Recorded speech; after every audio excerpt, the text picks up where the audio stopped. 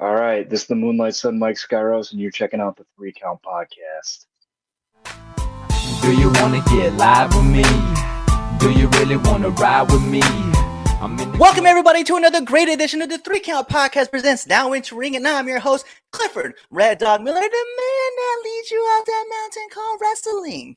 And by now, after season 4, our 300 and something episode, I would just hope you say it with me. I am your Sherpa, because like your tribal chief, acknowledge me. But like every good Sherpa, it's not about me, because you have to find someone who's been there, done that, and can do it more efficiently. You can, like I said, it's never about me. It's about who's entering. So who's entering the ring today? You can find this person at ICW, PG. You can find this person at Tesla Strength, HTW, ESW. You can find this person at Excite, Grind, Chaotic, Smashmaster, SSW. He is cooler than you. He is better than you. He is the Silver Bullet, the Shining Wizard, the Midnight Sun himself, Mike Skyros.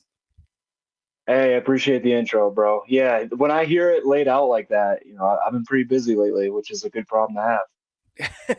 I feel like that's always like the best thing. Like whenever you're like, damn man, I need to like take a break. Cause like sometimes I feel my, I feel like, especially with someone like you, your schedule is like always filled. And then I look back at your like Yeah, your wrestling stuff, and I'm like, wow. I was like, but I just saw him like 2 weeks ago, and he's already got 6 more matches underneath. I'm like, man, my man is yeah, busy. like it was a priority because there was a point where I want to say 2016 or 17, where I sat down and I'd been fortunate to go to a few places. I was still maybe 2, 3 years in, and I was like, I really want to be a busy professional wrestler because even if I'm not getting the higher tier bookings or like the companies that are getting the big attendance and all the coverage and everything, if I'm busy, I'm running into a lot of people and I'm getting my name out there. And that's the thing I could do the most for me right now.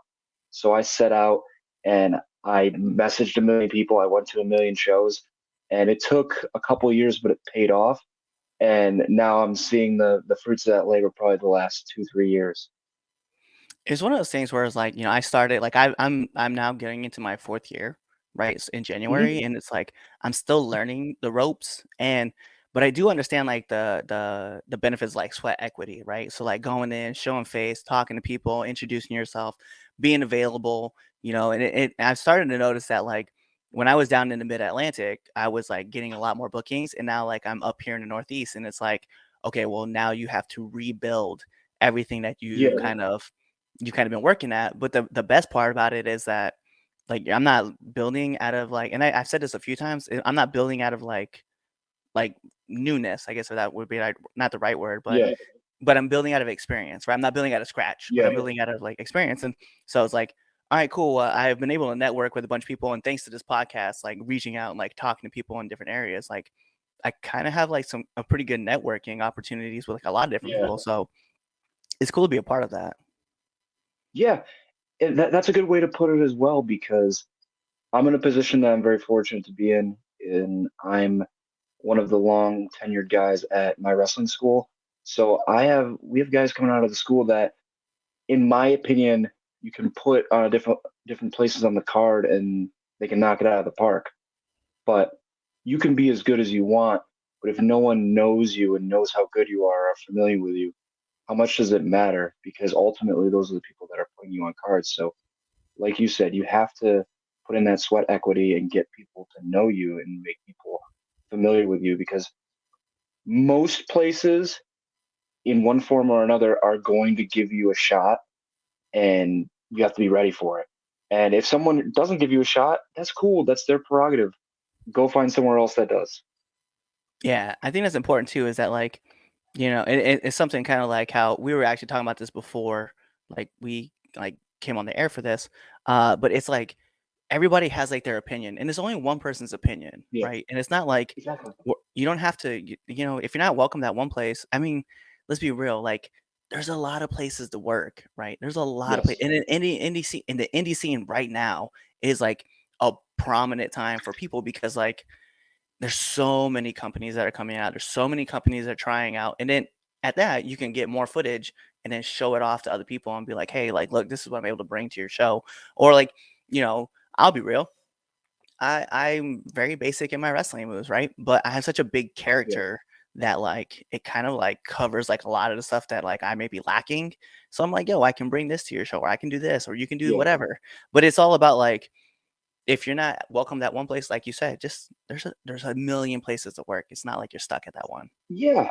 Like I'm not going to name the company because I think very highly of them. I don't want this to reflect badly on them, but there was a company I did ring crew probably 8 straight months. Like I was there all the time, snowstorms, all kinds of stuff, like doing everything I could to get noticed for nothing. And they just didn't have a spot for me. And I'm like, that's cool. I'm going to go get over somewhere else. And now they don't book me all the time, but they reach out to me now.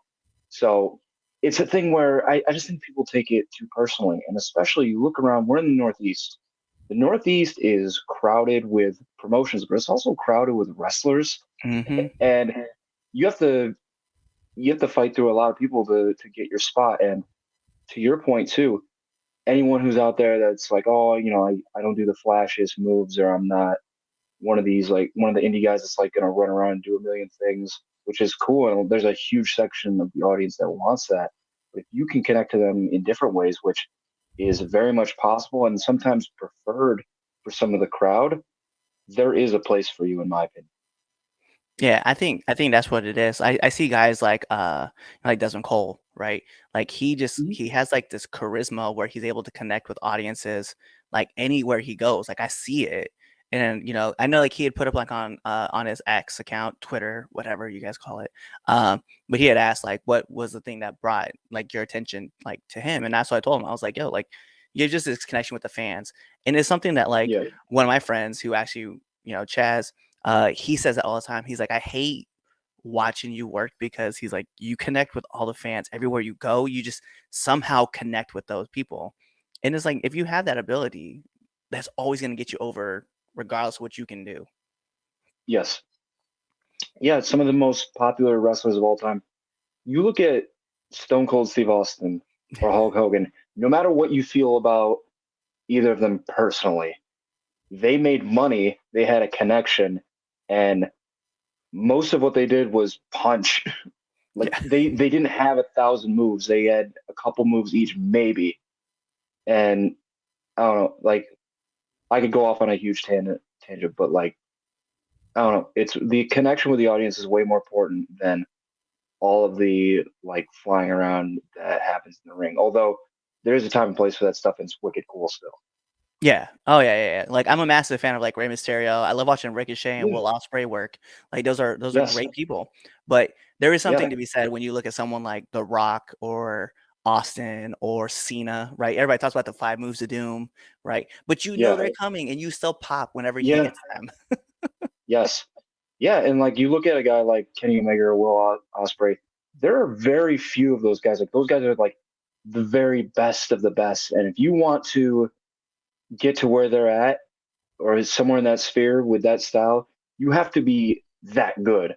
And if you have the ability and the work ethic to get that good, go for it.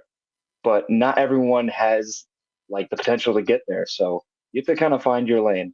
Yeah. And in this business too, which is so much fun to be a part of, is like there's a lane for everybody. Everybody has it. Whether Sure. you're a high flyer like a Kenny Omega or even like a Will Ospreay, or you're just a very entertaining person like an Effie, right? Who's also a solid Mhm. worker, but also is just a lot of Yeah. fun to like see him work. And then you have your guys like Ruckus, right? Legendary, right? Indie Hall of Fame as well. But Ruckus is one of those guys that like he could do all the styles, right?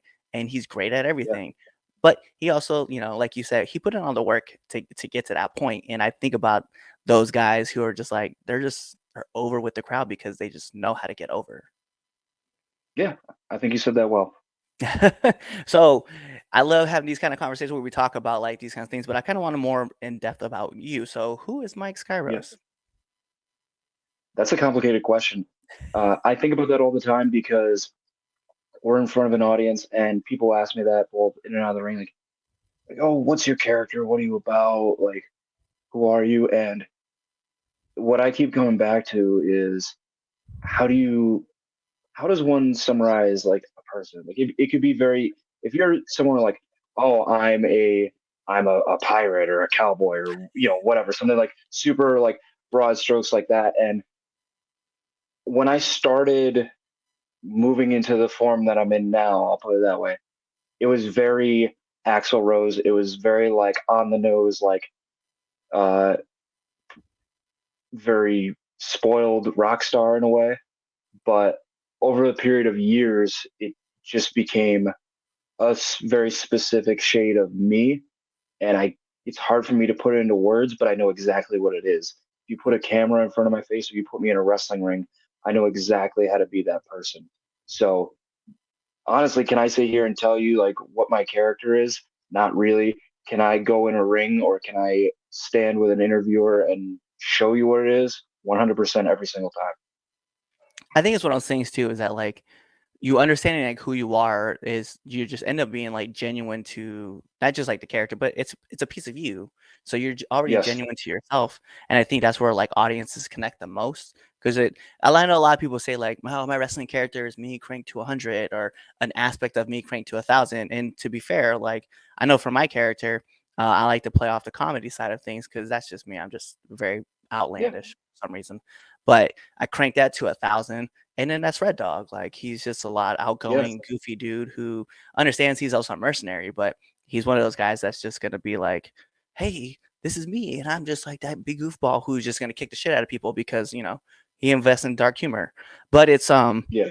I think about that all the time where it's like, how do I, how do you continue to build the world up around like set character if you know who you are? It kind of makes it easy to like build a world. Like you said, like you get in front of an interviewer, you're like, Yeah. I know exactly what I'm doing. So as long as you keep Yeah. creating and building that world, it makes it fun. Yeah, exactly. And I've had conversations with peers that I respect tremendously, and they'll be baffled that people say in whatever words, like, "Oh, Skyros doesn't have a character," and they're like, "What do you mean you have a character? It's this, is this." So you can't please everyone, and I'm sure if someone from WWE was like, "Oh, what's your character?" they wouldn't be satisfied with that answer, and maybe that's something I have to work on, but that's just the way I've framed it. I didn't get into wrestling to be a caricature of a person. I got into wrestling, and my goal is to entertain people and to put that on in a way that was palatable and relatable. Like that, you could look at that and be like, "Oh, that's a person that exists in the world." Yeah, and you could tell like that energy that you put out like into the crowd, right? Because when I see you wrestle, right, and I know you've done like some face work, but when I see you, most of the time I see you at grind, which means that you're typically the heel, and the way that the crowd connects to you and just like boos the shit out of you is like it's cool to really watch because you're just like Yeah. you could tell like you're in the ring and you're like, yo, I'm having the time of my life watching you boo me as I beat the shit out of your favorite wrestler. Yes. I'll qualify this by saying I am extremely biased because I think the world of pro wrestling grind. I say it all the time in promos because it's true. I love pro wrestling grind. They have been extremely good for me. I think their audience, it's interesting because we have a lot of very, I'll put it this way, indie uh, type matches happening on the show where people are working hard and they're flying around the ring and they're doing all sorts of things. But the crowd really has connected with that probably 8 to 10 group of core wrestlers that are on all the shows, and they know what each of them is about, and they they decided at a certain point, even uh, at points where I didn't think I was doing anything wrong, that they didn't like me. I was some form of evil. So if they want me to be bad, I'm going to be the worst I can be.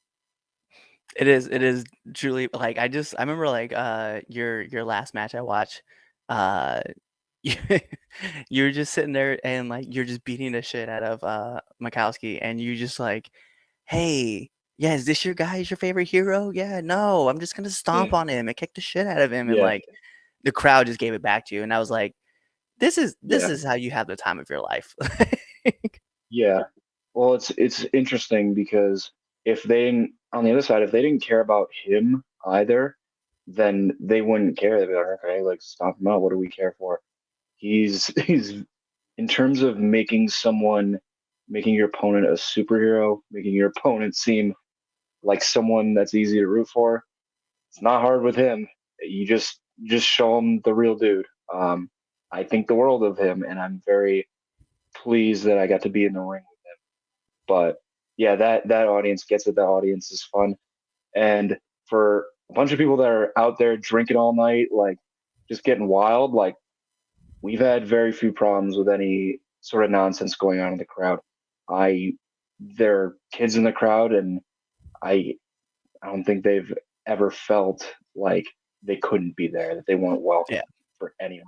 And I like having that parity in the crowd because the the kids and the families a lot of the time are making the loudest noise, and the drunks too. But Yeah. it's good to have that flow in the crowd.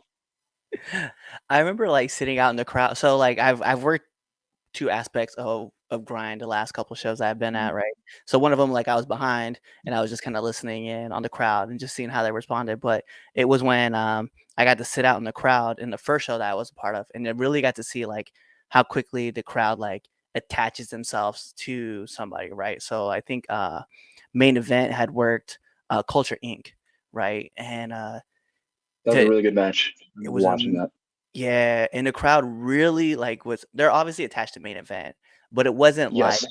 it wasn't like Culture Inc. didn't win that crowd over either. And obviously, like they're two great tag teams, but it was just a Yes. you could see the confliction in the crowd because they wanna cheer for Culture Inc., but they also Yes. wanna boo them. And it was like that's just a testament Yes. to the crowd, like, hey man, we Yes. really don't know what to do with these guys, but we have to cheer because that guy did a moonsault and that shit was the highest moonsault I've ever seen. Right. Yeah. It was insane. Yeah, and to that point, like I said before, I think the locker room also feels this way, but these are our guys. So you look around and no shade on them because these guys have done a lot of work to make themselves popular and make themselves a commodity to get booked at all those places. But how many cards do you see in the Northeast and New England specifically that it's all, wrestling open or beyond guys? It's a lot. Those guys are on a lot of cards. And when you get that way, a lot of it feels samey. And while those guys will show up on our events, our core guys, in my opinion, are people that they're very pro wrestling grind guys. Like in my opinion, they're associated with that brand. You don't see them like I'll use myself as an example.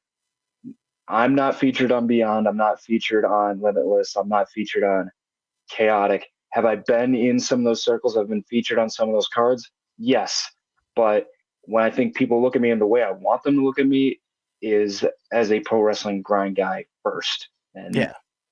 I'm very happy to be that guy. Yeah, and it is something because like I do talk to some people too, and they do mention that there's a lot of people that they consider grind guys, right?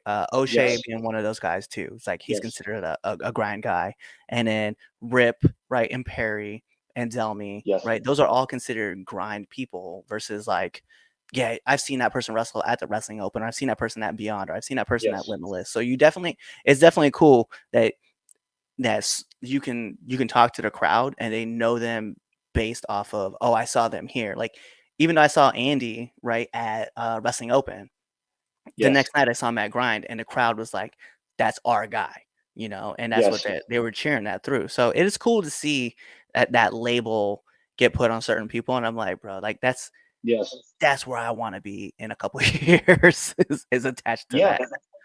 yeah. And in my opinion, you just have to find who's willing to invest with you and who's willing to reward your efforts. And the fact that pro wrestling grind is being run by people who have been involved in the wrestling industry for a long time, I think helps a ton because they see who's putting in effort. They not that the guys who are getting clout and getting press are bad because they're not. Obviously, they've made a name for themselves, but they were able to take who's really invested in grind or who the crowd really responds to, and they've run with them. And that's why guys like Andy, guys like A Game, Ryan Mooney, the people you named as well, they're huge stars at Pro Wrestling Grind. They're their guys. They're that crowd's guys, and I think that's a huge difference between just someone who has money that's a fan that made a promotion as to someone who's been in the wrestling business in some form or fashion. Yeah, no doubt. So I like asking this question too because this is like a lot of fun for me. We all have Yeah, these. You've been in for like you've been in now almost what 9, 10 years now. Uh, coming up on 10. Yeah. yeah. So I'm sure you have one of these. But what's the worst bump you've taken? Ooh, the worst bump I ever took. It's hard for me to narrow it down to just one, but I took I was wrestling and it wasn't his fault. He saved my ass on this because I probably would have landed straight on my dome if not for him. But there were a couple times I wrestled one of my trainers, Isis Effects, and he did a move which was a Falcon Arrow off the top rope. Mm. And I'm if you ever watch one of my matches, I'm not a top rope guy. It's not my thing. And I it just knocks the wind out of you. There were times where he would land me perfectly flat, and it just kills me. I've been very fortunate. I haven't had a ton of crazy ones. I've had like freak accidents and stuff, and that stuff happens. Like the only one I really got hurt on a bump, and I'm not going to name the dude because I don't want to cast any negative light on his name. It was just an accident, but earlier this year in Ontario, Canada, I took a fall away slam, very basic move that I've been hit with 1,000 times, and I landed directly on my shoulder, separated my shoulder. Pain wise, that was the worst in terms of just it being an injury. But the top rope Falcon Arrow would always knock the wind out of me. I'm sure it would today if it happened as well. It's one of those. And I think the funny thing is I don't know if like a lot of people like truly understand like the pain that comes off of doing stuff like off the top ropes and just like hitting like a Mm-hmm. flat back, right? Because I know my worst bump, and I've talked about this a couple times, and I'll share it with you too. I jumped off the top rope, mind you. When I was training, right, in Maryland, we trained outside, and it's February, and it's my second month ever of pro wrestling training, which, mind Yes. you, starting at 35, right? Pain's gonna hit you different. I decided I was like, yo, Yeah. I want to do a Kira's I was like giant senton in February on a cold ring. I don't know why, but man, as soon as I hit, I was like, my trainer was like, "Did you learn something?" I was like, "Yeah, never do that again." Yeah.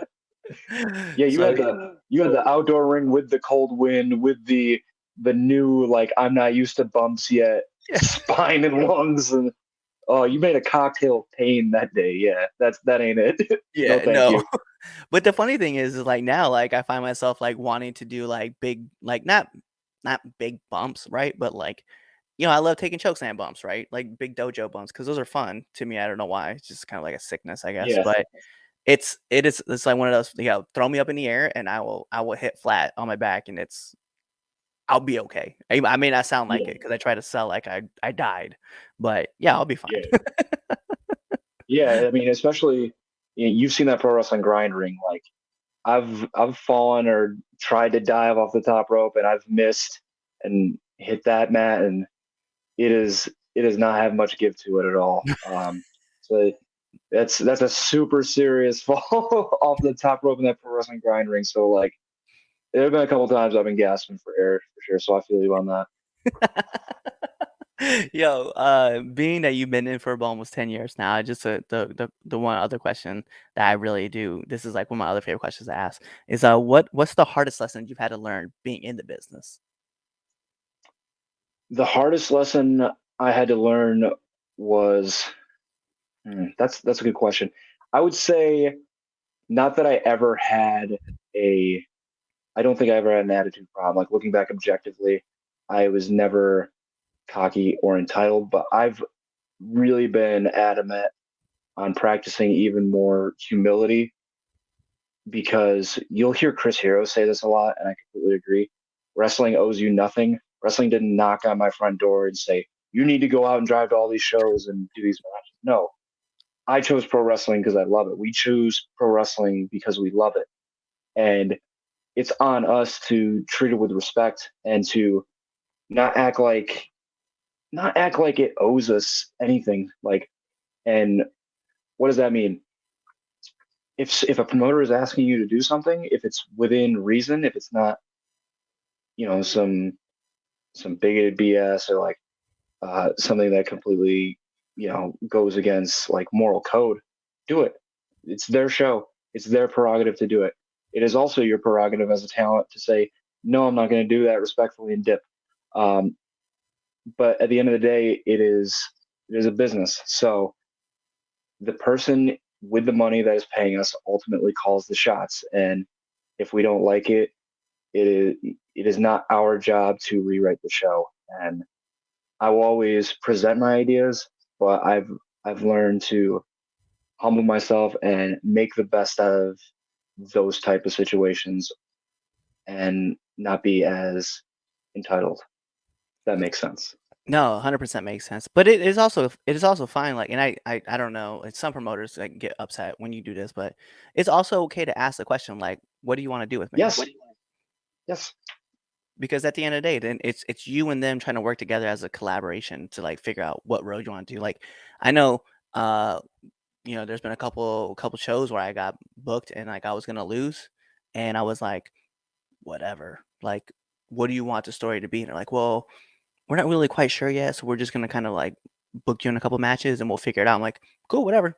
And they're like, really? I'm like, Yeah. yeah, because you want to do something with me, cool. Let's figure it out and then we'll put it together. So it's one of those things where it's like, don't be rude. And then one thing too is like expect to cut a promo because people want to promote their Yeah. shows and you should be willing to be able to be like, all right, let me take 10, 15 minutes, cut a little promo, and then put it together and then send it out because it doesn't take that much Yeah. effort to do. No, it doesn't. That drives me insane too. And I get on there are guys at the school that I get on too because it is the easiest way to get people familiar with you because a lot of us don't have the privilege of getting a live microphone in front of the crowd, which is my favorite because I just like just riff and see where it goes. But if you get people to connect with you in terms of your speaking and your promo, I think that is the most straightforward way. There are so many people that talk to me and they're like, oh, not even the necessarily because of what it was that you said, but the fact that you are out here talking and promoting the show, I thought was cool. Like fans will say that, like they like seeing the wrestlers like talk trash and hype people up for a show because a lot of people just aren't doing it, and we have so many weird, fun, interesting personalities in wrestling that I don't think take full advantage of that. I'm like, dude, in the locker room, you're cracking everyone up, or like you're holding court with everyone. Why isn't this in front of the camera? Oh yeah, and it's one of those things where I had to get comfortable with like learning how to cut promos. So Yeah, like and it is very scary to sit in front of a camera and like try to like figure out what you're gonna say. And so for me, like practice wise, learning how to cut a promo, like I have a podcast. So like I started a podcast so I get comfortable in front of yeah, a camera, but then also talking to people. And then like as I started to understand like who my quote unquote character is, right? I like decided I was like, yo, I wanted to be funny. And so like I started like thinking of all the random ideas that I always wanted to see wrestlers do, right? So like for instance, I did a whole entire promo where I was pretending to be Steve from Blues Clues and I did a whole promo about Blues Clues. yeah, And it was so much fun. And it's like if you can't enjoy like what you're doing as far as like talking about yourself, which you should always do as a wrestler, um, yeah. then what do you why what are you doing? Like you just want to be like, Right. I'm the best wrestler out there. Cool. Talk to me about it. Tell me why you are the Yeah. best wrestler. Exactly. Yes. Yeah, and there, like we said before, it all loops back. There's only room for so many "I'm the best wrestler" guys, and if you're not the best of those guys, they're just going to look at the other people. Yeah. It's so true. Uh so again, we're gonna touch on it, right? Almost 10 years, a lot of traveling. I know you've been all the way from Maine down to Pennsylvania and further. But I need one do and one don't of the locker room. Ooh, do it's very simple, and I would just say introduce yourself to everybody. It's there have been so many times and that I've met people that I thought I would hate or were standoffish or whatever, and I had a 5 minute conversation with them, or I had a chance conversation that took 45 seconds in the locker room, and I'm like, oh, I love this person. Uh, I would also say, just in general, smell nice. Just deodorize, wash your gear. It doesn't have to be anything extravagant, but like when I'm wrestling someone that smells nice or has like put on lotion, put on aftershave, whatever, like if they're in the locker room, like it's much appreciated because unfortunately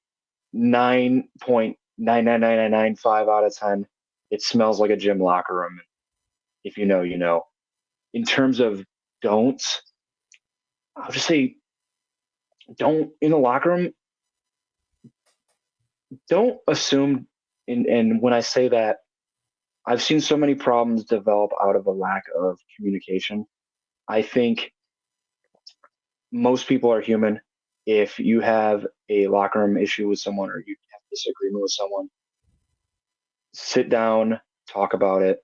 Don't go to the internet because that's when I just don't think anything good comes out of that. So I would say smell nice, do. Don't don't keep things to yourself and put it on the internet. Communicate with people and let's not have our locker room problems and our BS go out into the public because I think it casts a bad light on all of us. Yeah, no, I like that a lot. I like that a lot. I'm gonna share. I'll share a story. Sorry for everybody who knows. Like when we do post wrap ups, like I'll share a story with you, and yeah, you'll crack up about it because it's Yeah, pretty good, especially about something like this. How we talked about it. Uh, yeah, all right, listen. Like so, those are my heavy part of the question, but I want to take it into the best part of this podcast, which is the 3 count podcast, 10 count questions. And Mr. Skyros, this is how it works. I'm gonna fire off 10 questions at you rapid fast. Whatever your answer is, that's your answer. deal. Bet. So I'm going to put on the imaginary timer for added pressure. Bing. And in the words of my favorite commentator, Mike Goldberg, here we go. SmackDown or Raw? SmackDown, Favorite cartoon? SpongeBob, Let's go. Marvel or DC? Marvel. Favorite movie? Favorite movie, The Departed, Okay. Yeah, good movie. Jedi or Sith? Jedi. Favorite actor? Favorite actor, Clint Eastwood. Let's go. PlayStation or Xbox? I've always been an Xbox guy, but right now it's PS5. Let's go. All right. Favorite podcast? Favorite podcast, they don't do it anymore, but it's the New Day podcast. I love the New Day podcast. Oh my god! Yeah, so I just did a promo for Kaiju Pro Wrestling, and Yes. I was like, I got told like, hey, you're gonna be in a ring with a couple people, and you're gonna be in the British Bulldog Slam or British Bulldog contest, right? So in there, I was like, I'm in the ring with 2 meaty men. You're about to be joined with a third one. It's gonna be big meaty men slapping meat. And then Oh I yeah. put Big E in the clip. I love that. Kaiju Pro Wrestling, Sunday, November 19th, Bristol, Connecticut. I will be there wrestling for the heavyweight title, so come check them out. I will be there, uh, in the British Bulldog body slam contest, power slam Oh yeah. contest. It's gonna be lit. I will see you there. Yes, sir. Nominate one person that you want to see on this podcast.